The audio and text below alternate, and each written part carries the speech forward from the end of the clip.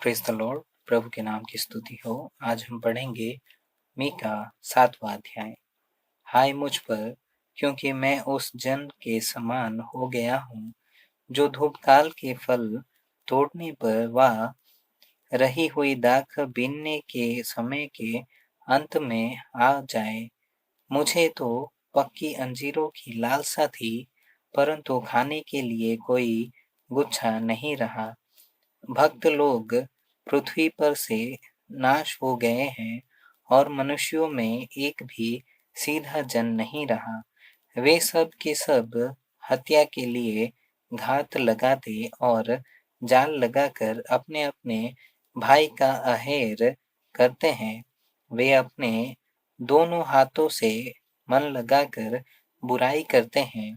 हाकिम घूस मांगता और न्यायी घूस लेने को तैयार रहता है और रईस अपने मन की दुष्टता वर्णन करता है।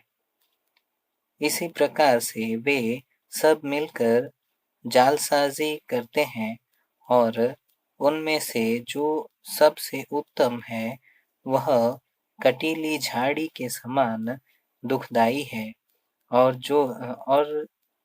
जो सबसे सीधा है वो कांटे वाले बाड़े से भी बुरा है। तेरे पहरुए का कहा हुआ दिन अर्थात तेरे दंड का दिन आ गया है। अब वे शीघ्र चौंधिया जाएंगे। मित्र पर विश्वास मत करो, परम मित्र पर भी भरोसा मत रखो, वरन अपनी अर्धांगिन से भी संभल कर बोलना, क्योंकि पुत्र पिता का अपमान करता और बेटी माता के और पतोह सास के विरुद्ध उठती है। मनुष्य के शत्रु उसके घर ही के लोग होते हैं, परंतु मैं यहोवा की ओर ताकता रहूंगा। मैं अपने उद्धारकर्ता परमेश्वर की बाट जोहता रहूंगा। मेरा परमेश्वर मेरी सुनेगा।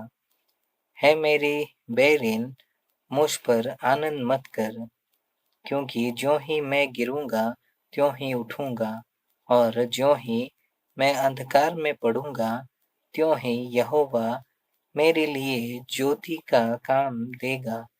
मैंने यहोवा के विरुद्ध पाप किया है, इस कारण मैं उस समय तक उसके क्रोध को सहता रहूंगा, जब तक कि वह मेरा मुकदमा लड़कर मेरा न्याय न चुकाएगा।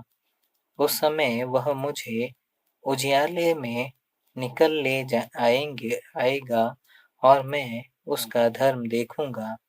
तब मेरी बैरिन जो मुझसे यह कहती है कि तेरा परमेश्वर यहोवा कहाँ रहा, वह भी उसे देखेगी और लज्जा से मुंह ढांपेगी।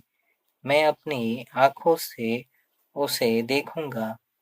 तब वह सड़कों को कीच की नाई लताड़ी जाएगी। तेरे बाड़ों के बांधने के दिन उसकी सीमा बढ़ाई जाएगी। उस दिन अशूर से और मिस्र के नगरों से और मिस्र और महानद के बीच के और समुद्र और पहाड़ के बीच के देशों से लोग तेरे पास आएंगे।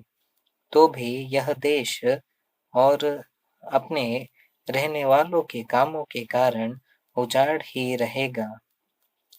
तू लाठी लिए हुए अपनी प्रजा की चरवाही कर, अर्थात अपने निज भाग की भेड़ बकरियों की, जो करमेल के वन में अलग बैठती है। वे पूर्व काल की नाई बाशान और गिलाद में चरा करें। जैसे कि मिस्र देश से तेरे निकल आने के दिनों में, वैसी ही अब मैं उसको अद्भुत काम दिखाऊंगा। अन्य जातियां देखकर अपने सारे पराक्रम के विषय में लजाएंगी। वे अपने मुंह को हाथ से छिपाएंगी और उनके कान बहिरे हो जाएंगे। वे सर्प की नाई मिट्टी चाटेंगी और भूमि पर रेंगने वाले जंतुओं की भांति अपने बिलों में से कांपती हुई निकलेंगी। वे हमारे परमेश्वर यहोवा के पास थरथराती हुई आएंगी और वे तुझसे डरेंगी। तेरे समान ऐसा परमेश्वर कहाँ है जो अधर्म को क्षमा करे और अपने निज भाग के बचे हुओं के अपराध को ढांप दे। वह अपने क्रोध को सदा बनाए नहीं रहता, क्योंकि वह करुणा से प्रीति रखता है। वह फिर हम पर दया करेगा और हमारे अधर्म के कामों को लताड़ डालेगा और उनके सब पापों को गहरे समुद्र में डाल देगा। तो याकूब के विषय में वह सच्चाई और इब्राहिम के विषय में वह करुणा पूरी करेगा, जिसकी शपथ तू प्राचीन काल के दिनों से लेकर अब तक हमारे पितरों से खाता आया है।